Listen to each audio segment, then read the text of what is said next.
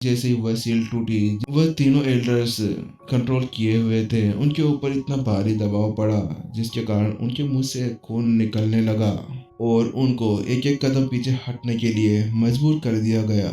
वहां पर जो अन्य लड़ाकू खड़े थे, वह सभी इस चीज को देखने के बाद में उनकी आंखें फटी की फटी रह गई। उन्हें समझ नहीं आ रहा था कि आखिरकार ये नवजात संत रेवल का लड़ाकू कोई इंसान है कि या दानव, क्योंकि उसने अपने सामने संत रेवल स्टेज 2 के उन तीनों लड़ाकों की इतनी खतरनाक शील्ड को आसानी से तोड़ दिया।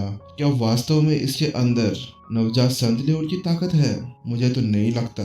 लेकिन इसके अलावा उन सभी के लिए जो सबसे ज्यादा डर की बात थी वह ये थी कि इतनी देर से एक के बाद में एक एल्डर मोहन अपनी एनर्जी का यूज किए जा रहे हैं, लेकिन इतनी एनर्जी यूज करने के बाद में भी उनके शरीर के ऊपर कोई भी थकने का भाव नहीं दिख रहा।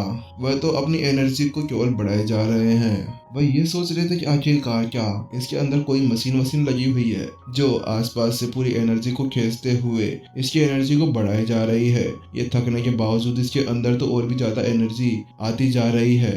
अर्थ एंड हेवन, उन तीनों बुजुर्गों में से एक ने बड़बड़ाया, अब हमें अपनी शक्तिशाली टेक्निक का यूज करना ही होगा, अर्थ एंड हेवन केज का।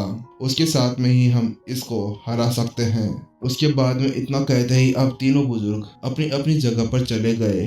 अब वह एक ट्रायंगल शेप के अंदर जाकर खड़े हो गए थे।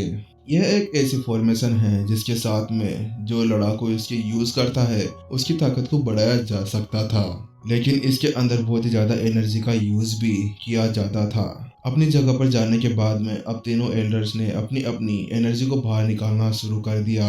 अब उनकी एनर्जी आसपास में जाकर एक दूसरे से जुड़ने लगी थी और वहां पर एक ट्रायंगल बनना शुरू हो गया था। अब उन तीनों की एनर्जी ऊपर की तरफ उड़ती है और एक बिंदु के ऊपर जाकर लगती है, जिसके बाद में वहां पर एक ट्रायंगल शेप का केज बन जाता है जिसके अंदर अभी नितिन कैद हो चुका था। अब इसके बाद में उन तीन वाइस हेड्स ने अपने अपनी हाथ में तलवार ले ली और वह तीनों अब एक साथ तलवार का यूज करते हुए मोहन के ऊपर अटैक करने जा रहे थे।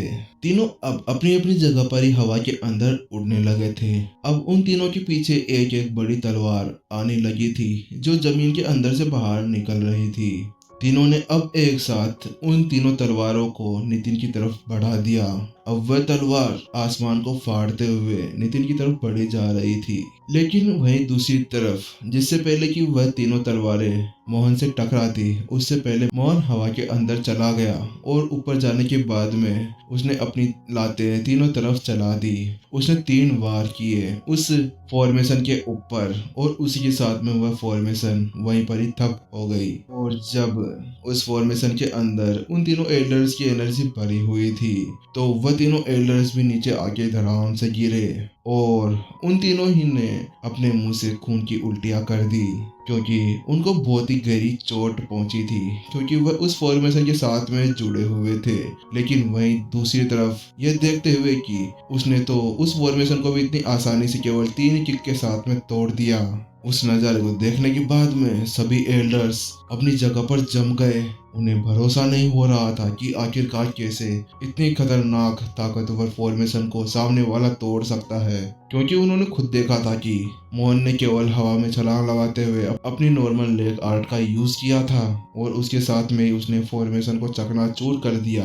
इसके बाद में वह सभी समझ गए थे कि सामने वाली की ताकत ही केवल ज्यादा नहीं है, उसका फॉर्मेशंस के अंदर भी बहुत अच्छी समझ है। तो फिर वह ऐसे कैसे उसके खिलाफ जीत सकते थे? वह तो उसके साथ में एक चींटी के समान थे और अब उन्हें समझ नहीं आ रहा था कि आखिरकार कौन सी चीज से वह सामने वाले को हरा सकते थे, क्योंकि उन्होंने अपनी जहर का यूज कर लिया, अपनी लड़ाई टेक्निक्स का यूज कर लिया और साथ में फॉर्मेशंस का यूज भी कर सामने वाले को हराने की कोशिश करी, लेकिन उसका तो उसके ऊपर कोई भी फर्क नहीं पड़ा। वह सभी एल्डर्स अभी तक तो सदमे के अंदर ही थे, लेकिन उससे अलग मोहन अपनी कदम से आगे बढ़ता है और एल्डर हर्षित की तरफ बढ़ते हुए उसके पूरे कंधे से उसके हाथ को अलग कर देता है। लेकिन उसी का वो देखते हुए कि उसका हाथ अलग हो चुका है, एल्डर हर्षित जोर से चिल्लाते हैं। उसी साथ में उनके कंधे के अंदर से बहुत सारा खून बहने लगता है। अपने आप को संभालने के लिए अब एल्डर हर्षित अपनी जगह से पीछे हटने लगे थे, लेकिन मोहन यहीं पे नहीं रुका था। वो उसके बाद में अब 2 एल्डर्स की तरफ भी बढ़ने लगा था उनके ऊपर वार करने के लिए, अपने हाथ में तलवार लिए और उन्हें जवाबी कार्रवाई करने के लिए। जिसकी वजह से उन दोनों एल्डर्स को अब पीछे हटने से उनके कदम भी नहीं रोक पा रहे थे। अब उनके कदम खुद पीछे की तरफ जाने लगे थे, उस मोहन से दूर। लेकिन अचानक से उन दोनों बुजुर्गों को देखने के बाद में नीचे खड़े हुए एल्डर्स में से एक कहता है, एक मिनट रुको, क्या मेरी आंखें सही देख रही है या केवल मैं सोच रहा हूँ जो ही हो रहा है? क्योंकि मैंने देखा है कि जब भी कोई उसके ऊपर अटैक करता है तो वह उसी के ऊपर अटैक करने के लिए आगे बढ़ता है, और जब कोई अपनी जगह पर शांति से खड़ा रहता है तो मोहन उसके ऊपर बिल्कुल भी नहीं अटैक करता। क्योंकि जब भी मैंने देखा है ना, अगर कोई उसके ऊपर अटैक नहीं करता तो मोहन अपनी जगह पर रुक जाता है और वह दूसरे व्यक्ति की तरफ बढ़ जाता है जो उसके ऊपर अटैक कर रहा होता है। और जब वहाँ पर खड़े हुए सभी एल्डर्स ने वो बात सुनी तो सभी ने भी गौर के देखा, तो उन्हें भी महसूस हो गया कि जो एल्डर कह रहे थे वह सही था। फिर एक एल्डर जल्दी से चिल्लाते हुए कहता है, एल्डर उज्जवल और एल्डर वीरेंद्र, आप अपनी अपनी जगह पर रुक जाइए, उसके ऊपर अटैक ना करें, क्योंकि जैसे आप उसके ऊपर अटैक करने लगेंगे तो वह आपको मारने के लिए आगे बढ़ेगा। क्या कह रहे हो? क्या सही में तुम चाहते हो कि हम अपने अपने अटैक को बंद कर दे और ये भी मरे जाए? लेकिन अचानक से एक एल्डर को कुछ याद आता है और वह याद करता है कि किस तरह से जब भी कोई उसके ऊपर अटैक करने जाता है तो वह उसके ऊपर पलटकर अटैक करता है। इसीलिए अब वह दोनों भी अपनी जगह पर रुक गए और वह दोनों एल्डर्स अब उस स्टेज से बाहर चले गए थे जहाँ पर वह सभी अभी लड़ रहे थे।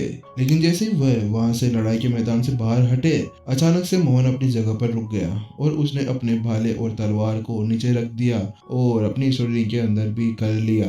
फिर उसके बाद में वो वापस से अपनी जगह पर जाकर बैठ गया और फिर से साधना करने लगा। उसने अपने आसपास की भीड़ के ऊपर बिल्कुल भी ध्यान नहीं दिया था कि आखिरकार वहां पर चल क्या रहा है। आखिरकार तुमने हमें बचा ही लिया, वरना आज तो हम लोग भी मर जाते। ये देखते हुए कि मोहन ने अपनी लड़ाई टेक्निकों को बंद कर दिया था, सभी एल्डर्स ने अब राहत की सांस ली, क्योंकि उन सभी की जान बच चुकी थी। और जब अब उनके ऊपर से तनाव हट गया था तो उन्हें महसूस हुआ कि वह पूरे तरीके से पसीने से भीग चुके थे, क्योंकि अगर उस एल्डर ने उन्हें यह नहीं बताया होता कि वह किस तरह से उस मशीन को बंद कर सकते हैं तो वह अब तक मर चुके होते। इतने सारे संत लेवल स्टेज 1 के लड़ाकुओं को मारने के बाद में और संत लेवल स्टेज 2 के लड़ाकुओं को मरने की कगार पर पहुंचाने के बाद में आखिरकार ये यहाँ पर रुकी गया। आखिरकार ये आया कहाँ से है? एल्डर मनीष, तुम इस राक्षस को लाए कहाँ से हो? तुम यहाँ पर आओ, तुम्हें मैं बताता हूँ, एक बुजुर्ग ने चिल्लाते हुए कहा। उसकी बात सुनने के बाद में एल्डर उज्जवल ने भी चिल्लाते हुए कहा, हाँ एल्डर मनीष, तुम एक बार यहाँ पर आ जाओ, तुम्हारी वजह से यहाँ पर देखो क्या हो गया है। मुझे लगता है कि वो अभी अपनी साधना के अंदर है और उसका डिफेंसिव फॉर्मेशन एक्टिवेट हो गया होगा, जिसके कारण उसने अपनी बॉडी के बचाव के लिए हमारे ऊपर अटैक कर दिया।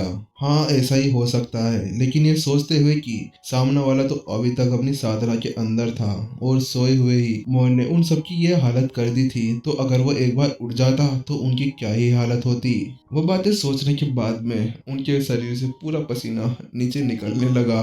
लेकिन आखिरकार ऐसे कैसे हो सकता है? साधना के अंदर होने के बाद में भी उसने अपनी आंखें तक नहीं खोली और उसके साथ में ही हमारी इतने सारे एल्डर्स को एक ही साथ में संभाल लिया। यदि वह अभी जगा हुआ था तो तुम ही सोचो, इसको यहाँ पर कौन ही रोक पाता। जहर होल के अंदर कोई ऐसा नहीं होगा जो इसका मुकाबला कर पाए, क्योंकि इन भाई साहब के ऊपर तो किसी जहर का यूज होता ही नहीं है। ऊपर से वह जहर इनको पोषण देने का काम और आता है, और इससे अधिक अपने दर्द को सहन न करने के बाद में वाइस हॉल मास्टर उज्जवल ने चिल्लाते हुए कहा, उस नालायक मनीष को यहाँ पर लेकर आओ।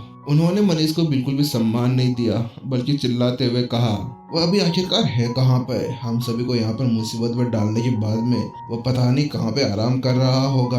एल्डर उज्जवल की बात सुनने के बाद में एक और जूनियर एल्डर आगे आता है और वह कहता है कि वह अभी हॉल मास्टर के पास में है। एल्डर उज्जवल की आंखों से अब आंसू बहने लगे थे। उसने चिल्लाते हुए कहा, हाँ तो ठीक है, हॉल मास्टर को भी यहाँ पर बुला के लाओ और साथ में एल्डर मनीष को भी, क्योंकि उस एल्डर मनीष की वजह से देखो आज हमें कितनी ज्यादा नुकसान हो गया है। हमारे कितने सारे एल्डर्स मारे जा चुके हैं। एल्डर हॉल के अंदर हॉल मास्टर और एल्डर मनीष दोनों बैठे हुए बातें कर रहे थे। एल्डर मनीष अपनी उस जर्नी के बारे में बता रहे थे जो वहाँ पर जिंग सिटी के अंदर उनके साथ में घटी थी। वह वहाँ पर घटे हुए सारे मुद्दों के बारे में बता रहे थे कि किस तरह से वह वहाँ पर फंस गए थे और उनके एक दोस्त भी वहाँ पर मारे गए थे। और वह वहाँ से कैसे बचकर निकले थे। और उन्होंने मोहन के बारे में भी वहाँ पर बताया था कि एल्डर मोहन ने किस तरह से उन्हें वहाँ से संत रेवल स्टेज 4 के लड़ाकों से बचाकर लाए, किस तरह से मैंने उनकी परीक्षा ली और उन्होंने मेरे सभी जहरों को खा खा के खत्म कर दिया।